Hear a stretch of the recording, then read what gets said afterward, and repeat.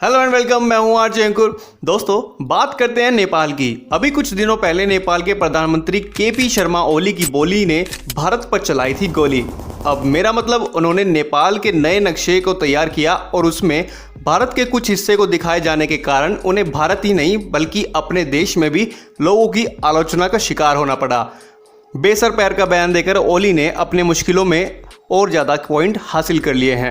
KP Sharma Oli की बोली ने कहा था, अयोध्या नेपाल में है और भारत ने एक नकली अयोध्या को दुनिया के सामने रखकर सांस्कृतिक अतिक्रमण किया है।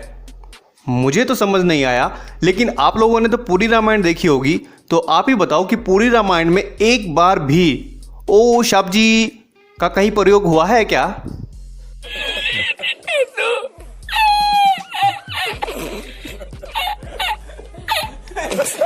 और ये ओली जनाब कहते हैं कि राम नेपाल के थे और वो नेपाली थे। अभी आगे देखा था साहब, चलो ताजमहल है साहब। ताजमहल? हाँ साहब। कुछ लोकल होगा इनका। नहीं साहब, ये हुई ताजमहल है वो साजा वाला। Okay okay. ए साहब, वो टाइगर है साहब, वो डेंजर है, भाकरी खाता है भाकरी। पागल हो गया। अभी आगे कुतुब मीनार भी दिखाएगा साहब। कुतुब मीनार? हाँ। वो दिल्ली में है। ए दिल्ली है साहब। ये दिल्ली है।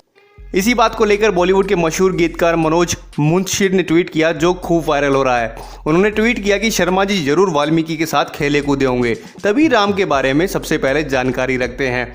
चलिए, अच्छा है कि इसी बहाने ये और उनका देश चर्चा में तो आया। राम के नाम से बहुतों का भला हुआ है और इनका भी हो गया। और तो और बॉलीवुड के मशहूर डायरेक्टर ओनीर ने भी ट्वीट किया। उन्होंने लिखा कि अब अगली बार ये कहेंगे कि वाल्मीकि भी नेपाल से थे। क्या किसी ने कभी सोचा था कि भगवान राम को भी नागरिकता से जुड़ी समस्या होगी?